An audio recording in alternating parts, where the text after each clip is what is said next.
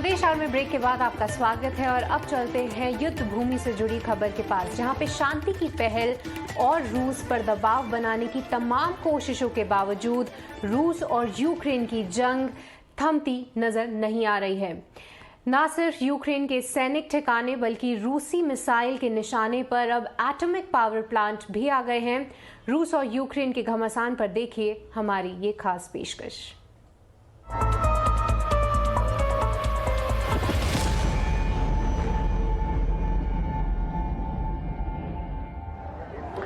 रूस और यूक्रेन के बीच की जंग अब एक ऐसे मोड़ पर पहुंच चुकी है जहां से बातों और चर्चाओं के जरिए रास्ता निकालने की गुंजाइश धीरे धीरे अब खत्म होती दिख रही है।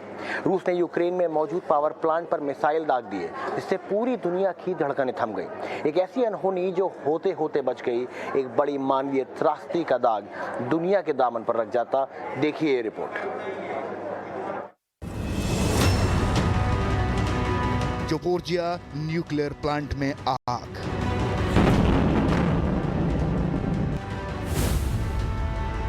शहर शहर तबाही की तस्वीरें।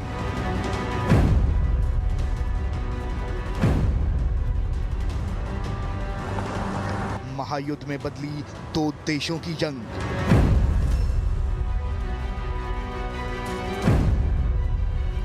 एक के बाद एक यूक्रेन की सरजमीन पर ये धमाके एक मुल्क को मलबे में तब्दील कर रहे हैं और दुनिया भर की बिरादरी इसे रोकने में नाकाम है।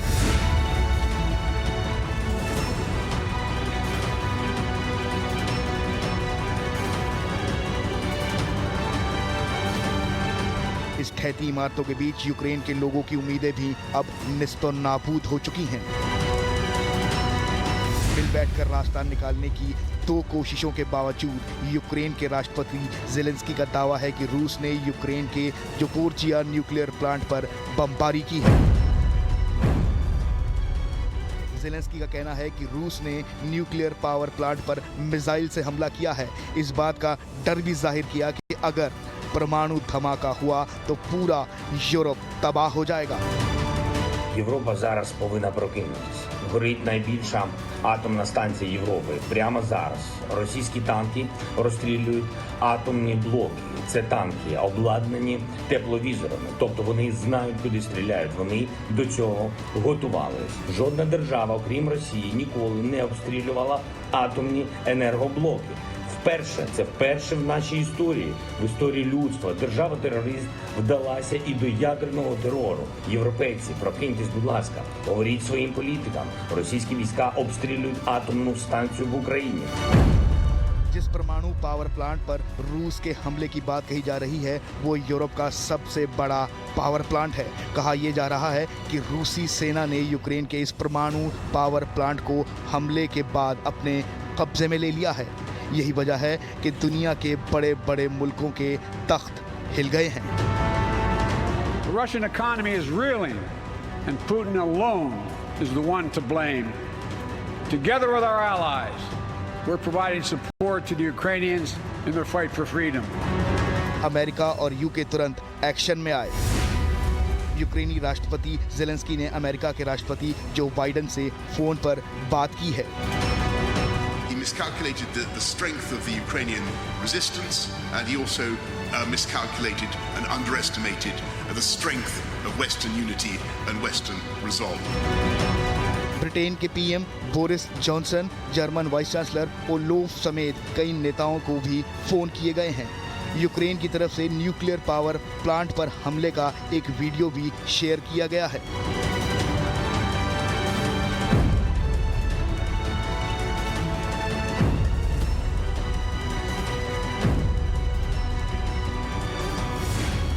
इस हमले के तुरंत बाद अंतर्राष्ट्रीय परमाणु ऊर्जा एजेंसी IAEA के महानिर्देशक राफेल ग्रासी ने यूक्रेन के प्रधानमंत्री श्यामगल और यूक्रेनी एटॉमिक रेगुलेटर और ऑपरेटर के साथ बात की है। उन्होंने रूस से तुरंत अपने ऑपरेशन पर रोक लगाने को कहा। साथ ही रिएक्टरों से टकराने पर गंभीर खतरे की चेतावनी भी दी। हालांकि IAEA ने यह भी बताया कि प्लांट के जरूरी हिस्से को कोई नुकसान नहीं पहुंचा है। All the safety systems of the 6 reactors at the plant were not affected. इधर यूक्रेन और रूस के बीच जारी दूसरे दौर की बातचीत में कोई नतीजा नहीं निकला है। हालांकि दोनों देश जल्द ही तीसरे दौर की वार्ता करने पर सहमत हो गए हैं। वार्ता में शामिल एक यूक्रेनी प्रतिनिधिमंडल के हवाले से यह जानकारी दी गई है। सदस्य ने कहा है कि यूक्रेन जिस इरादे से बातचीत में आया था उस पर उसे सफलता नहीं मिली। हालांकि दोनों पक्ष नागरिकों को निकालने के लिए एक कॉरिडोर बनाने पर सहमत हुए हैं। ET नाउ स्वदेश।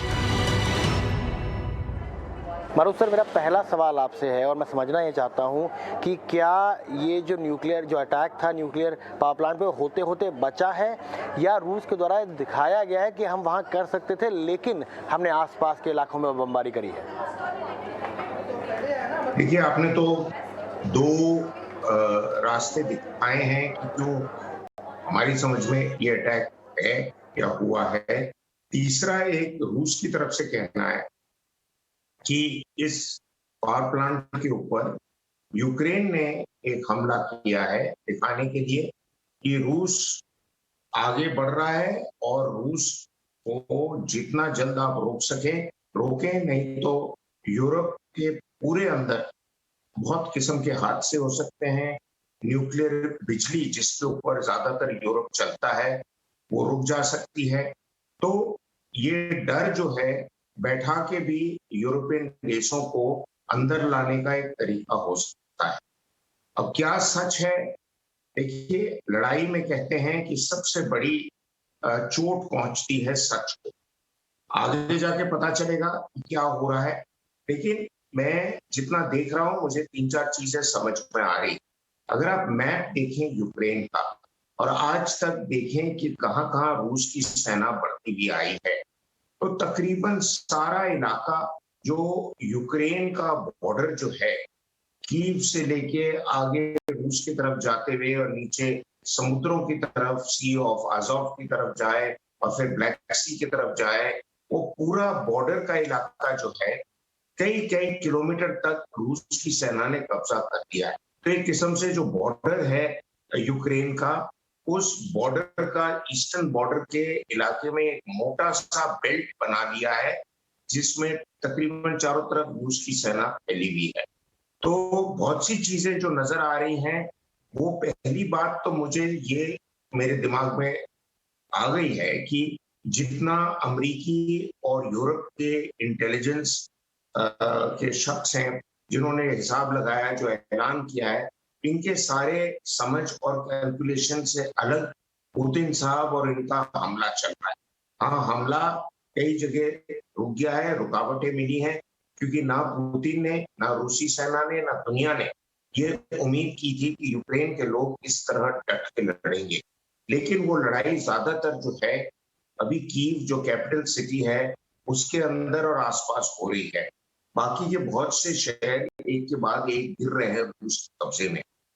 तो अभी रास्ता एक ही है मेरे हिसाब से कि दुनिया के देश ऐलान करने के अलावा, पैसे देने के अलावा, छोटे मोटे हथियार देने के अलावा कुछ एक किस्म का रास्ता निकाले जिससे रूस पे अभी भी रुकावट डाल पाए।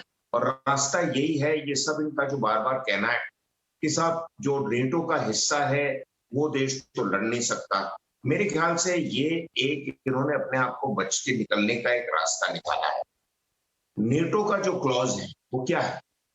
वो क्लॉज ये है कि किसी भी नेटो के देश के ऊपर अगर कोई और हमला करेगा तो नेटो के देश सारे मिलकर उसका जवाब देंगे। लेकिन यहाँ नहीं कहीं लिखा है कि नेटो के सैनिक अगर कहीं लड़ाई के क्षेत्र में उतर आए हैं तो उनके ऊपर कोई हमला करे तो नेटो दूर से उड़ के आके उनकी भी मदद करेगा। अगर यही बात होती तो क्यों अमेरिका और नेटो ने अपने सैनिकों को अफगानिस्तान और इराक में डाला? वहां भी तो उनके ऊपर हमले हुए हैं, चाहे आईसिस के हुए हैं, चाहे तालिबान हुए हैं, तब तो वो उनसे ही लड़ते रहे। जहां से तालिबान आ रहा था, जैसे पाकिस्तान से, उसका तो ढेला नहीं किया इन्होंने। ना ही आईसिस जहां से आ रहा था, जिन देशों से बन के आया, अरब देशों के अंदर से ही बन के आया, उनको तो नेटो ने हमला किया नहीं, खाली आईसिस के पीछे पड़े थे। तो अब क्या वो रूस की सेना के पीछे क्यों नहीं पड़ सकते हैं? अगर उनके दिल में वाकई हमदर्दी है यूक्रेन के लोगों को। मैं ना आपके इस जवाब से 2-3 क्वेश्चन निकल के आते हैं, मैं एक एक करके लूँगा। पहला सवाल न्यूक्लियर पावर प्लांट को लेकर ही रहेगा। जैसे कि आपने कहा कि एक जो थ्योरी है वो ये भी निकल के आ रही है कि रशिया का ये कहना है कि यूक्रेन ने अटैक्स कराए हैं, और रशिया की एक और ये थ्योरी है कि हमने इस न्यूक्लियर पावर प्लांट पे कब्जा भी इसलिए किया है कि हम चाहते हैं कि इसकी सेफ्टी बनाए रखें, वरना यूक्रेन खुद इस पर अटैक कर सकता है या ये दिखा सकता है कि रशिया इस न्यूक्लियर पावर प्लांट पे अटैक करना चाह रहा है। इस थ्योरी को आप कितना सही मानते हैं? आपकी जितनी भी एक्सपर्टीज है उसके हिसाब से। एक ही चीज देखिए इस थ्योरी को सपोर्ट कर सकती है कि जो हमला हुआ है न्यूक्लियर पावर प्लांट पर, वो उसकी खास ऐसी फैसिलिटीज पर नहीं हुआ है। वो काफी लंबा चौड़ा पावर प्लांट है। आपके खुद संवाददाता ने बताया है कि इसमें से जो 6 रिएक्टर हैं, सुना है कि यूक्रेन में 15 रिएक्टर हैं, 15 में से तो 6 ऐसी पावर प्लांट हैं। किसी भी रिएक्टर को नुकसान नहीं हुआ, आसपास के इलाके को हुआ है। और न्यूक्लियर पावर प्लांट जैसे हम सब जानते हैं काफी फैला हुआ होता है, एक छोटी कॉलोनी के बराबर होता है। तो वहां पे आप आसपास जो जरूरी इलाका है वो अंदर की तरफ होता है और बाहर पे एक पेरिफेरी होती है। तो पेरिफेरी में आप हमला वगैरह करके आप न्यूज करें, डर बैठाएं लोगों के अंदर, और असली जो पावर देने वाली हैं, जो केमिकल पे चलती हैं, जिनके अंदर जो एक्सप्लोजन का सामान है, जो हो सकती है, बात बिगड़ सकती है, उसको आप बचा के देखिए। क्योंकि किसी भी पावर प्लांट की जो सिक्योरिटी होती है वो पेरिफेरल होती है। एक इनर पेरिफेरी होती है, मिडिल पेरिफेरी होती है, आउटर पेरिफेरी। तो बाहर के इलाके पे हमला हुआ है, तभी तो इसकी वजह से कोई खास नुकसान नहीं हुआ। कुछ आस बाहर की बिल्डिंगें कुछ जली हैं, और इसको लेके अगर आप ज्यादा बात को बढ़ाएं तो दुनिया के दिल में और डर बैठेगा। लेकिन जो चेरनोबिल टाइप, जो बार बार यूक्रेन कह रही है कि चेरनोबिल टाइप जो हादसा हुआ था, वो तो चलते हुए पावर प्लांट का जो मध्य का इलाका है, बीच का इलाका है, वहां हुआ। तो इस पे एक सवाल यही आता है सर कि क्या रशिया, अगर हम यूक्रेन की बात को मानते हैं कि जो हमला है वो रूसी सेना की तरफ से हुआ है, रशिया भी इस बात को जानता है कि जैसे ही यहाँ पर हमला होता है न्यूक्लियर पावर प्लांट में, तो जो वेस्टर्न जो नेटो देश हैं वो शायद तक और तेज़ी से आ जाएंगे। और क्या रशिया इस समय नेटो के फोर्सेस से लड़ने को तैयार है? कि अभी तक तो उसको इस बात का एहसास हो रहा है कि यूक्रेन के जो सिटीजन हैं उनको अकेला छोड़ दिया गया है, उनको मदद करी जा रही है, सैंक्शन रशिया पे लगाए जा रहे हैं, पर अभी तक नेटो की सेनाएं यूक्रेन नहीं पहुंची हैं। तो क्या रशिया इस तरीके का रिस्क ले सकता है इस समय, जब उसको पता है कि नेटो का बाहर से सपोर्ट है, अंदरूनी सपोर्ट नहीं आया है? देखिए, रशिया के दिमाग में क्या है, हम लोग इसके बारे में वार्तालाप भी कर सकते हैं, सोच सकते हैं। लेकिन इतना तो साबित हो गया है कि नेटो मैदान में उतरने से झिझक रहा है और रशिया इसी चीज का फायदा उठा रहा है। दूसरी बात यह है कि पुतिन साहब ने पहले भी बोला है कि देखिए, मैं नेटो के साथ लड़ाई लड़ना नहीं चाहता और नेटो को आप यूक्रेन में मत भेजिए मेरे साथ मुठभेड़ करने के लिए, क्योंकि बात फिर और बिगड़ सकती है। तीसरी चीज ये है कि उन्होंने बार बार ऐलान किया है ये कि आप मेरे को रुकावटें पैदा ना करें कि मुझ पर ये जोर पड़े, मेरी खुद की जो मेरे पॉलिसी मेकर्स हैं, कि आप बात को और बढ़ाएं जिससे कि मुझे ऐसे भी हथियार इस्तेमाल करना पड़े जिससे आपका बहुत नुकसान हो सकता है।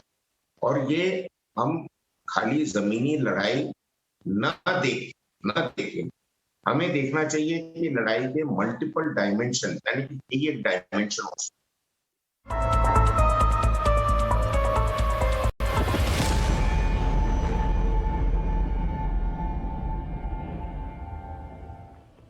तो यूक्रेन और रूस के बीच छिड़ी जंग की जो चिंगारी है, अब वो भारतीयों की जेब तक पहुंच सकती है। क्रूड ऑयल के दामों में लगी हुई आग के जिसके बाद अब जो ईंधन की कीमतें हैं उसमें बढ़ोतरी की संभावना की जा रही है, जिसका सीधा सीधा असर महंगाई पर होने वाला है। और अब आपका पसंदीदा व्यंजन जो आप घर बैठे ऑर्डर कर देते थे, उसको लेकर अब आपको ज्यादा पैसे भी चुकाने पड़ सकते हैं आने वाले समय में। देखिए ये खास रिपोर्ट।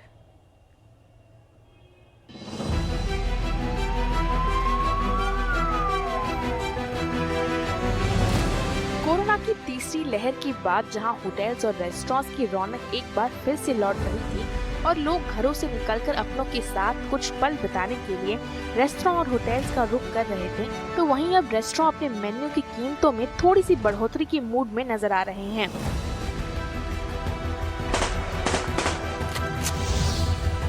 जिसकी वजह है हजारों किलोमीटर छिड़ी दो देशों के बीच जंग, जिसकी चिंगारी अब भारतीयों की जेब तक भी पहुंच सकती है।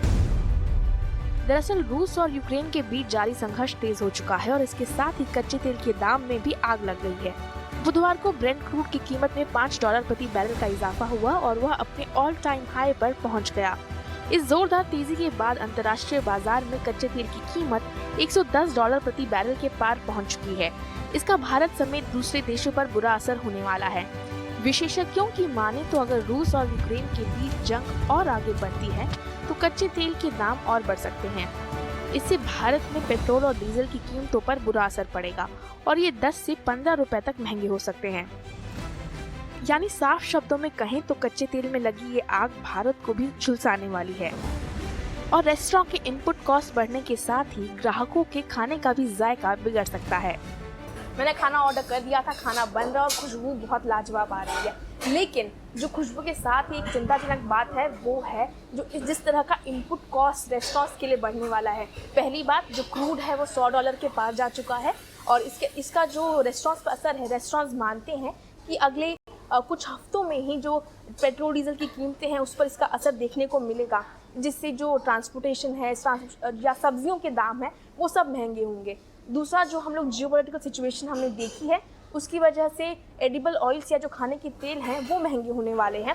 और तीसरा, जो कमर्शियल LPG है वो 105 रुपये बढ़ गया है। यानी ओवरऑल जो कॉस्ट है वो काफ़ी ज़्यादा बढ़ने वाला है। यानी अगली बार जब आप खाना खाने जाएंगे बाहर तो महंगा होगा थोड़ा।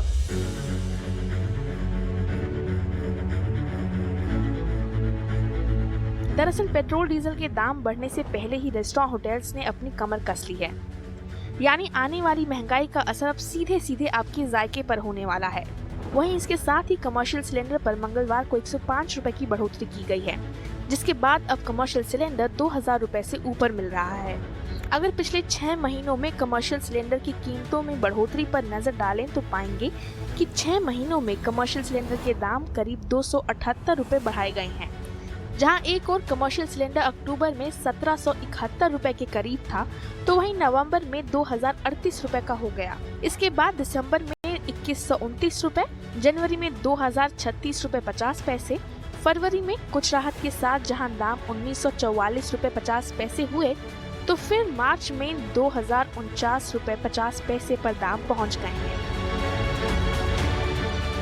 ऐसे में रेस्टोरेंट मालिकों का कहना है कि रेस्टोरेंट के लिए कंफर्टेबल रेंज 0.5% है।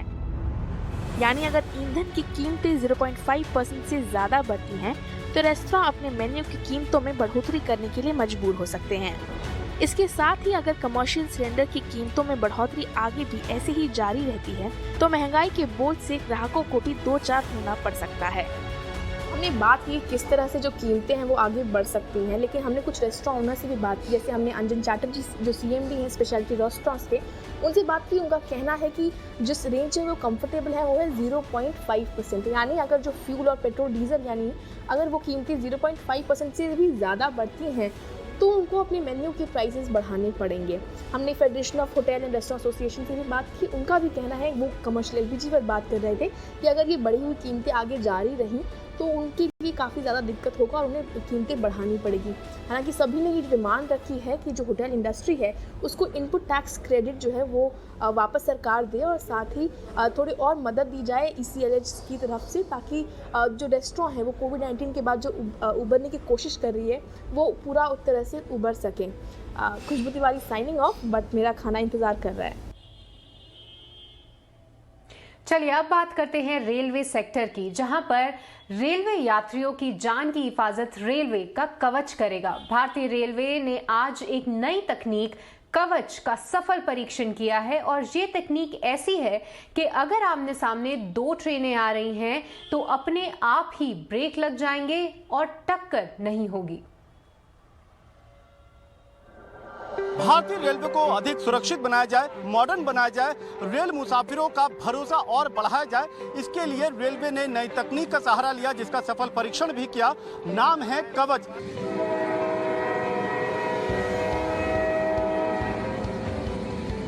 भारतीय रेलवे के लिए इतिहास में शुक्रवार का दिन एक अहम दिन था। रेलवे ने हैदराबाद के नजदीक लिंगमपल्ली विकाराबाद सेक्शन के 2 स्टेशनों के बीच कवच का कामयाब परीक्षण किया। परीक्षण के दौरान 2 रेल इंजनों को एक ही ट्रैक पर आमने सामने से दौड़ाया गया, लेकिन जैसे ही वो करीब आए, दोनों इंजनों ने अपने अपने पहिए थाम लिए। एक इंजन में खुद रेल मंत्री अश्विनी वैष्णव थे, तो दूसरे इंजन में रेलवे के आला अफसर सवार थे। कवच एक ऐसी स्वदेशी तकनीक है जिससे रेल हादसों पर रोक लग सकती है। रेलवे पहले चरण में इस तकनीक का इस्तेमाल 2000 किलोमीटर के ट्रैक पर करने जा रही है, लेकिन धीरे धीरे ये तकनीक पूरे देश में आजमाई जाएगी।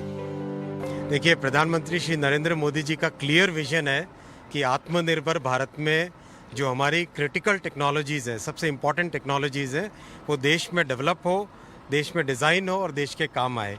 सुरक्षा कवच रेलवे के लिए एक अति महत्वपूर्ण टेक्नोलॉजी है। रेलवे का दावा है कि अगर इंजन ड्राइवर को नींद लग जाती है या किसी गलती से सिग्नल पार कर जाता है, तो कवच के चलते ट्रेन अपने आप रुक जाएगी। कवच के जरिए बारिश और कोहरे के दौरान रेल ड्राइवर 2 किलोमीटर दूर से सिग्नल का पता लगा सकेंगे। इतना ही नहीं, ट्रेन के ट्रैक के किनारे बने रेलवे गेट्स के करीब पहुंचते ही उसके इंजन की सीटी भी अपने आप बजने लगेगी। इससे ये कवच से हमारा को बहुत कॉन्फिडेंस इम्प्रूव होता। कॉन्फिडेंस मतलब अभी सिग्नल पासिंग डेंजर इज बड़ा पनिशमेंट लोको पायलट के लिए, रिमूवल फ्रॉम सर्विस करता, इतना पनिशमेंट देता। अभी ये कवच का इसमें सिग्नल पास डेंजर में पास करने नहीं देता ये। सो हमारा जॉब सेफ्टी सिक्योर्ड। रेलवे के मुताबिक कवच दुनिया की सबसे सस्ती टेक्नोलॉजी है। भारत में इसे आजमाने के बाद रेलवे का इरादा इस तकनीक को विदेशों में एक्सपोर्ट करने का भी है। ये तकनीक क्या है, इसको समझने के लिए हम एक ट्रेन इंजन में मौजूद हैं।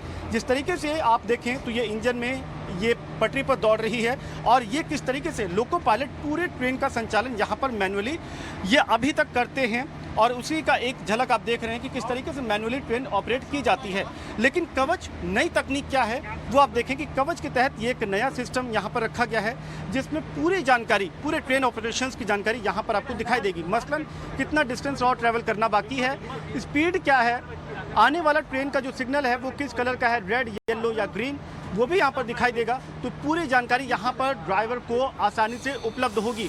दूसरी बात ये कि यदि किसी गलती से मान लीजिए पायलट सिग्नल, रेड सिग्नल पार कर जाता है, तो ये कवच जो कि रेडियो फ्रिक्वेंसी और RFID पे आधारित है, ये ऑटोमेटिकली ट्रेन को रोक देगा, यानी कोई दुर्घटना को होने से रोकेगा। ठीक इसी तरीके से मसलन अगर एक पटरी पर 2 ट्रेन मौजूद हैं तो भी ये किसी दुर्घटना को रोकेगा, क्योंकि इस कवच की मदद से एक ट्रेन 2 ट्रेन के बीच में जो गैप होगा, 300 मीटर के गैप पर ट्रेन अपने आप रुक जाएगी। समीर दीक्षित, ET नाउ स्वदेश। तो रेलवे के लिए कवच का काम करने वाली इस तकनीक पर सबकी नजर है। हमारे संवाददाता समीर दीक्षित ने रेलवे मंत्री अश्विनी वैष्णव से खास बातचीत की। आइए सुनते हैं ये इंटरव्यू। ये भारतीय रेलवे के लिए ऐतिहासिक दिन है, क्योंकि रेलवे को न सिर्फ मॉडर्न बल्कि सुरक्षित बनाने के लिए कवच, ये एक नई तकनीक जिसका सफल परीक्षण हुआ, और परीक्षण में खुद रेल मंत्री अश्विनी वैष्णव मौजूद रहे। सर, ये एक सफल परीक्षण रहा कवच के लिए, इससे रेलवे कितना आगे भविष्य में बेहतर, मॉडर्न और सुरक्षित आप बनाने की तैयारी कर रहे हैं?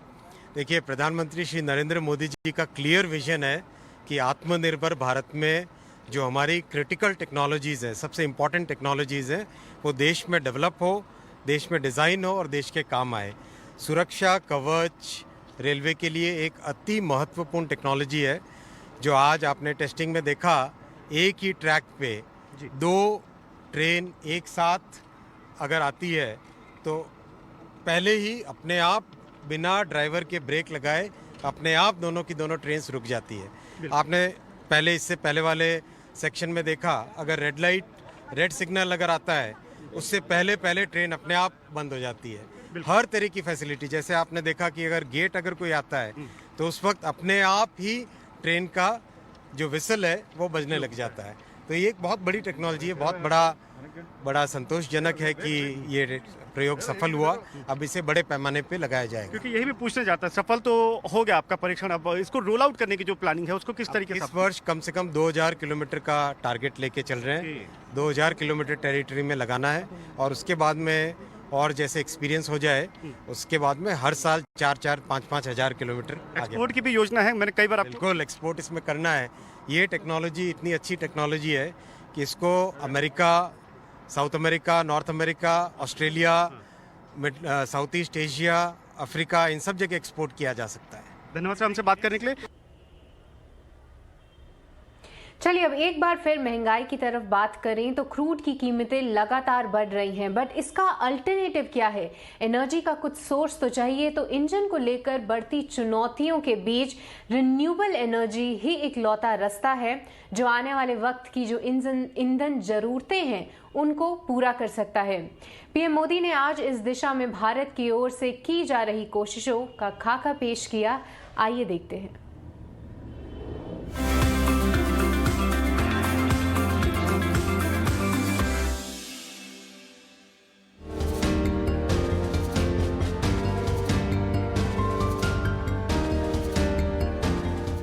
थर्टी तक अपनी इंस्टॉल एनर्जी कैपेसिटी का 50% हमें नॉन फोसिल एनर्जी से हासिल करना है। प्रधानमंत्री की ये एक लाइन ही बताने के लिए काफी है कि भविष्य के ईंधन को लेकर भारत की क्या योजनाएं हैं। भारत फॉसिल फ्यूल्स यानी पेट्रोल डीजल से निकलकर नॉन फॉसिल फ्यूल यानी रिन्यूएबल एनर्जी की तरफ बढ़ चुका है। बजट के बाद वेबिनार में बोलते हुए, जिसका विषय था एनर्जी फॉर सस्टेनेबल ग्रोथ, उन्होंने साफ किया कि सस्टेनेबल ग्रोथ सिर्फ सस्टेनेबल एनर्जी सोर्सेज से ही संभव है। भारत के पास प्रचुर मात्रा में उपलब्ध रिन्यूएबल एनर्जी पावर के रूप में एक इनहेरेंट एडवांटेज है। इससे भारत विश्व में ग्रीन हाइड्रोजन का हब बन सकता है। हाइड्रोजन इकोसिस्टम फर्टिलाइजर, रिफाइनरीज और ट्रांसपोर्ट सेक्टर से इंटरकनेक्टेड है। एक ऐसा क्षेत्र है जिसमें प्राइवेट सेक्टर द्वारा इनोवेशंस को बढ़ावा दिया जाना चाहिए ताकि भारत की पूरी क्षमता का उपयोग किया जा सके।